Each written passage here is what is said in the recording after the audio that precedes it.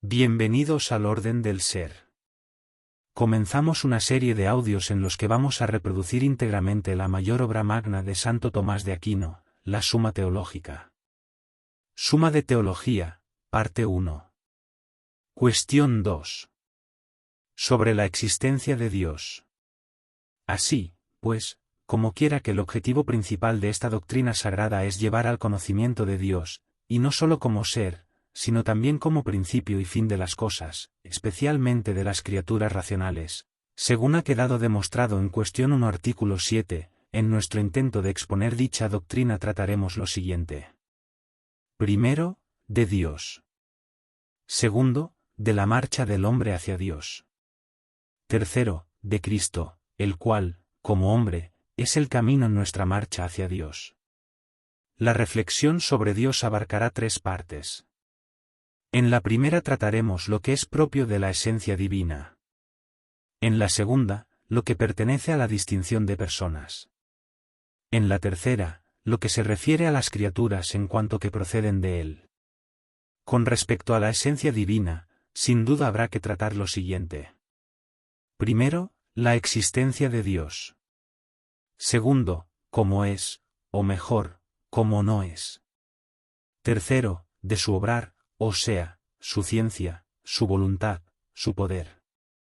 Lo primero plantea y exige respuesta a 3 problemas. Artículo 1. ¿Dios es, o no es evidente por sí mismo?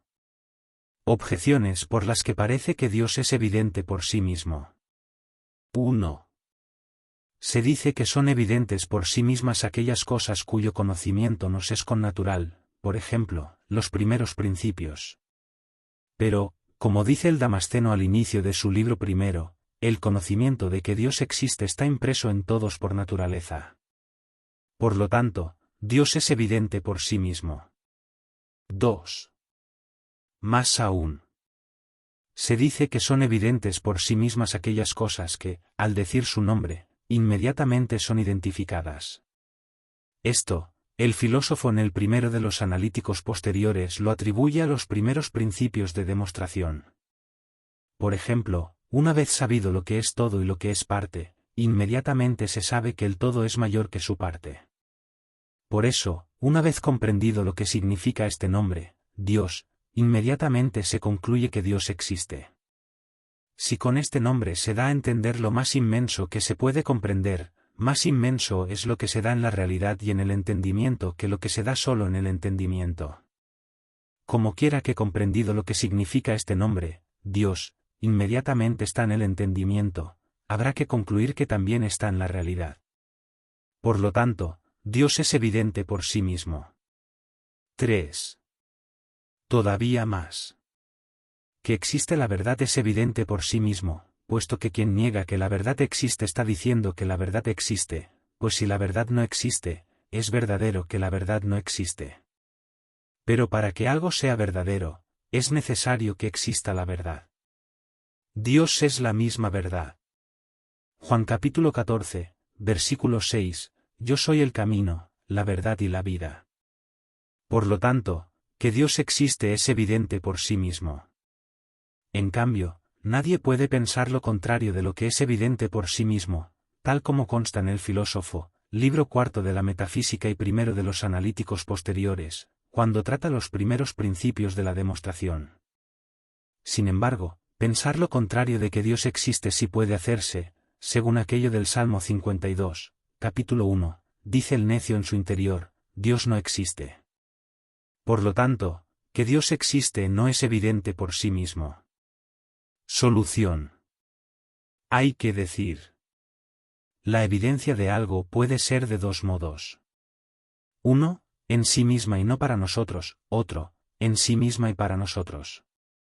Así, una proposición es evidente por sí misma cuando el predicado está incluido en el concepto del sujeto, como el hombre es animal, ya que el predicado animal está incluido en el concepto de hombre. De este modo, si todos conocieran en qué consiste el predicado y en qué el sujeto, la proposición sería evidente para todos. Esto es lo que sucede con los primeros principios de la demostración, pues sus términos como ser, no ser, todo, parte, y otros parecidos, son tan comunes que nadie los ignora. Por el contrario, si algunos no conocen en qué consiste el predicado y en que el sujeto, la proposición será evidente en sí misma, pero no lo será para los que desconocen en qué consiste el predicado y en que el sujeto de la proposición. Así ocurre, como dice Boecio, que hay conceptos del espíritu comunes para todos y evidentes por sí mismos que sólo comprenden los sabios, por ejemplo, lo incorpóreo no ocupa lugar. Por consiguiente, digo, la proposición Dios existe, en cuanto tal, es evidente por sí misma, ya que en Dios sujeto y predicado son lo mismo, pues Dios es su mismo ser, como veremos en la cuestión 3, artículo 4. Pero, puesto que no sabemos en qué consiste Dios, para nosotros no es evidente, sino que necesitamos demostrarlo a través de aquello que es más evidente para nosotros, y menos por su naturaleza, esto es, por los efectos. Respuesta a las objeciones. A la primera hay que decir: conocer de un modo general y no sin confusión que Dios existe, está impreso en nuestra naturaleza en el sentido de que Dios es la felicidad del hombre, puesto que el hombre por naturaleza quiere ser feliz, por naturaleza conoce lo que por naturaleza desea. Pero a esto no se le puede llamar exactamente conocer que Dios existe, como, por ejemplo, saber que alguien viene no es saber que Pedro viene, aunque sea Pedro el que viene.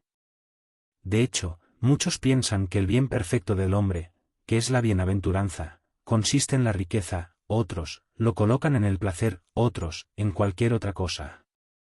2. A la segunda hay que decir: es probable que quien oiga la palabra Dios no entienda que con ella se expresa lo más inmenso que se pueda pensar, pues de hecho algunos creyeron que Dios era cuerpo. No obstante, aun suponiendo que alguien entienda el significado de lo que con la palabra Dios se dice, sin embargo no se sigue que entienda que lo que significa este nombre se dé en la realidad, sino tan solo en la comprensión del entendimiento. Tampoco se puede deducir que exista en la realidad, a no ser que se presuponga que en la realidad hay algo mayor que lo que puede pensarse. Y esto no es aceptado por los que sostienen que Dios no existe. 3. A la tercera hay que decir: que la verdad en general existe, es evidente por sí mismo, pero que exista la verdad absoluta, esto no es evidente para nosotros. Artículo 2. ¿La existencia de Dios es o no es demostrable? Objeciones por las que parece que Dios no es demostrable. 1. La existencia de Dios es artículo de fe. Pero los contenidos de fe no son demostrables, puesto que la demostración convierte algo en evidente, en cambio, la fe trata lo no evidente, como dice el apóstol en Hebreos 2, versículo 1. Por lo tanto, la existencia de Dios no es demostrable. 2. Más aún, la base de la demostración está en lo que es. Pero de Dios no podemos saber qué es, sino solo que no es, como dice el Damasceno. Por lo tanto, no podemos demostrar la existencia de Dios. 3. Todavía más. Si se demostrase la existencia de Dios, no sería más que a partir de sus efectos. Pero sus efectos no son proporcionales a Él, en cuanto que los efectos son finitos y Él es infinito, y lo finito no es proporcional a lo infinito. Como quiera, pues, que la causa no puede demostrarse a partir de los efectos que no le son proporcionales, parece que la existencia de Dios no puede ser demostrada. En cambio está lo que dice el apóstol en Romanos 1, versículo 20. Lo invisible de Dios se hace comprensible y visible por lo creado. Pero esto no sería posible a no ser que por lo creado pudiera ser demostrada la existencia de Dios, ya que lo primero que hay que saber de una cosa es si existe. Solución. Hay que decir: toda demostración es doble. Una, por la causa, que es absolutamente previa a cualquier cosa. Se la llama, a causa de. Otra, por el efecto, que es lo primero con lo que nos encontramos, pues el efecto se nos presenta como más evidente que la causa, y por el efecto llegamos a conocer la causa. Se la llama, ¿por qué? Por cualquier efecto puede ser demostrada su causa siempre que los efectos de la causa se nos presenten como más evidentes, porque, como quiera que los efectos dependen de la causa, dado el efecto, necesariamente antes se ha dado la causa. de donde se deduce que la existencia de Dios, aun cuando en sí misma no se nos presenta como evidente, en cambio sí es demostrable por los efectos con que nos encontramos. Respuesta a las objeciones. 1. A la primera hay que decir: la existencia de Dios y otras verdades que de él pueden ser conocidas por la sola razón natural, tal como dice Romanos 1, 19, no son artículos de fe, sino preámbulos a tales artículos. Pues la fe presupone el conocimiento natural, como la gracia presupone la naturaleza, y la perfección lo perfectible. Sin embargo, nada impide que lo que en sí mismo es demostrable y comprensible, sea tenido como creíble por quien no llega a comprender la demostración. 2. A la segunda hay que decir: cuando se demuestra la causa por el efecto, es necesario usar el efecto como definición de la causa para probar la existencia de la causa. Esto es así sobre todo por lo que respecta a Dios. Porque para probar que algo existe, es necesario tomar como base lo que significa el nombre, no lo que es, ya que la pregunta que es presupone otra, si existe. Los nombres dados a Dios se fundamentan en los efectos, como probaremos más adelante en la cuestión 13 artículo 1. De ahí que, demostrando por el efecto la existencia de Dios, podamos tomar como base lo que significa este nombre Dios. 3. A la tercera hay que decir: por efectos no proporcionales a la causa no se puede tener un conocimiento exacto de la causa. Sin embargo, por cualquier efecto puede ser demostrada claramente que la causa existe, como se dijo en la solución. Así, por efectos divinos puede ser demostrada la existencia de Dios, aun cuando por los efectos no podamos llegar a tener un conocimiento exacto de cómo es Él en sí mismo. Artículo 3. ¿Existe o no existe Dios? Objeciones por las que parece que Dios no existe. 1. Si uno de los contrarios es infinito, el otro queda totalmente anulado. Esto es lo que sucede con el nombre Dios al darle el significado de bien absoluto. Pues si existiese Dios, no existiría ningún mal. Pero el mal se da en el mundo. Por lo tanto, Dios no existe. 2. Más aún. Lo que encuentra su razón de ser en pocos principios, no se busca en muchos. Parece que todo lo que existe en el mundo, y supuesto que Dios no existe, encuentra su razón de ser en otros principios, pues lo que es natural encuentra su principio en la naturaleza, lo que es intencionado lo encuentra en la razón y voluntad humanas. Así, pues, no hay necesidad alguna de acudir a la existencia de Dios. En cambio está lo que se dice en Éxodo 3, versículo 14 de la persona de Dios. Yo existo. Solución. Hay que decir: la existencia de Dios puede ser probada de 5 maneras distintas. La primera y más clara es la que se deduce del movimiento. Pues es cierto, y lo perciben los sentidos, que en este mundo hay movimiento. Y todo lo que se mueve es movido por otro. De hecho, nada se mueve a no ser que, en cuanto potencia, esté orientado a aquello por lo que se mueve. Por su parte, quien mueve está en acto. Pues mover no es más que pasar de la potencia al acto. La potencia no puede pasar a acto más que por quien está en acto. Ejemplo. El fuego, en acto caliente, hace que la madera, en potencia caliente, pase a caliente en acto. De este modo la mueve y cambia. Pero no es posible que una cosa sea lo mismo simultáneamente en potencia y en acto, solo lo puede ser respecto a algo distinto. Ejemplo. Lo que es caliente en acto, no puede ser al mismo tiempo caliente en potencia, pero sí puede ser en potencia frío. Igualmente, es imposible que algo mueva y sea movido al mismo tiempo, o que se mueva a sí mismo. Todo lo que se mueve necesita ser movido por otro. Pero si lo que es movido por otro se mueve, necesita ser movido por otro, y este por otro. Este proceder no se puede llevar indefinidamente, porque no se llegaría al primero que mueve, y así no habría motor alguno, pues los motores intermedios no mueven más que por ser movidos por el primer motor. Ejemplo.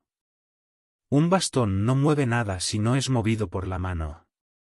Por lo tanto, es necesario llegar a aquel primer motor al que nadie mueve. En este, todos reconocen a Dios. La segunda es la que se deduce de la causa eficiente. Pues nos encontramos que en el mundo sensible hay un orden de causas eficientes. Sin embargo, no encontramos, ni es posible, que algo sea causa eficiente de sí mismo, pues sería anterior a sí mismo, cosa imposible. En las causas eficientes no es posible proceder indefinidamente porque en todas las causas eficientes hay orden. La primera es causa de la intermedia, y ésta, sea una o múltiple, lo es de la última. Puesto que, si se quita la causa, desaparece el efecto, si en el orden de las causas eficientes no existiera la primera, no se daría tampoco ni la última ni la intermedia. Si en las causas eficientes llevásemos hasta el infinito este proceder, no existiría la primera causa eficiente, en consecuencia no habría efecto último, ni causa intermedia, y esto es absolutamente falso. Por lo tanto, es necesario admitir una causa eficiente primera. Todos la llaman Dios. La tercera es la que se deduce a partir de lo posible y de lo necesario. Y dice: encontramos que las cosas pueden existir o no existir, pues pueden ser producidas o destruidas, y consecuentemente, es posible que existan o que no existan. Es imposible que las cosas sometidas a tal posibilidad existan siempre, pues lo que lleva en sí mismo la posibilidad de no existir, en un tiempo no existió. Sí, pues, todas las cosas llevan en sí mismas la posibilidad de no existir, hubo un tiempo en que nada existió. Pero si esto es verdad, tampoco ahora existiría nada, puesto que lo que no existe no empieza a existir más que por algo que ya existe. Sí, pues, nada existía, es imposible que algo empezara a existir, en consecuencia, nada existiría, y esto es absolutamente falso. Luego no todos los seres son solo posibilidad, sino que es preciso algún ser necesario.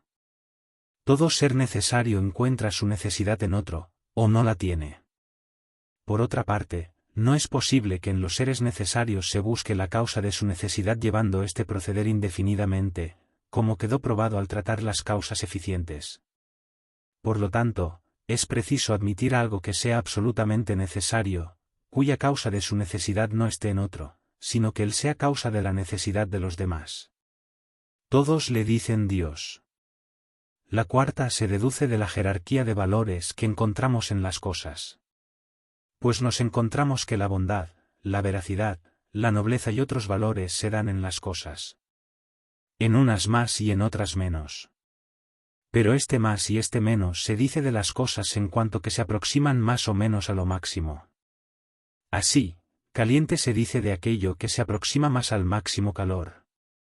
Hay algo, por tanto, que es muy veraz, muy bueno, muy noble, y, en consecuencia, es el máximo ser, pues las cosas que son sumamente verdaderas, son seres máximos, como se dice en el segundo de la metafísica.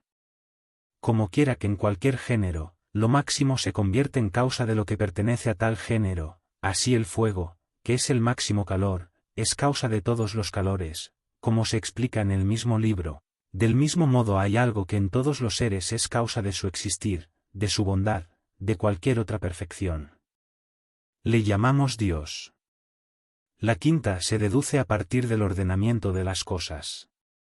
Pues vemos que hay cosas que no tienen conocimiento, como son los cuerpos naturales, y que obran por un fin. Esto se puede comprobar observando como siempre, o a menudo, obran igual para conseguirlo mejor.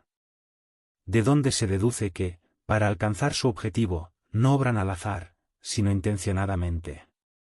Las cosas que no tienen conocimiento no tienden al fin sin ser dirigidas por alguien con conocimiento e inteligencia, como la flecha por el arquero.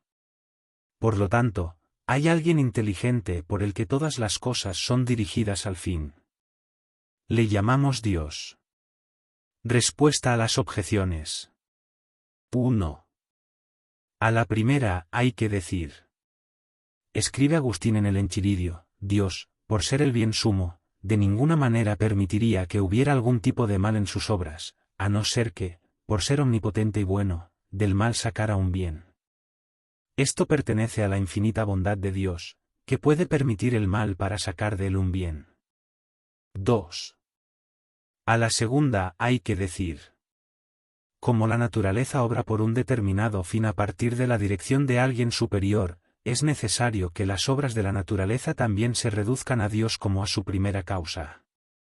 De la misma manera también, lo hecho a propósito es necesario reducirlo a alguna causa superior que no sea la razón y voluntad humanas, puesto que éstas son mudables y perfectibles. Es preciso que todo lo sometido a cambio y posibilidad sea reducido a algún primer principio inmutable y absolutamente necesario, tal como ha sido demostrado en la solución. Si te ha gustado, no olvides darle like, comentar, suscribirte, y compartir este podcast. Un fuerte abrazo y gracias por escuchar.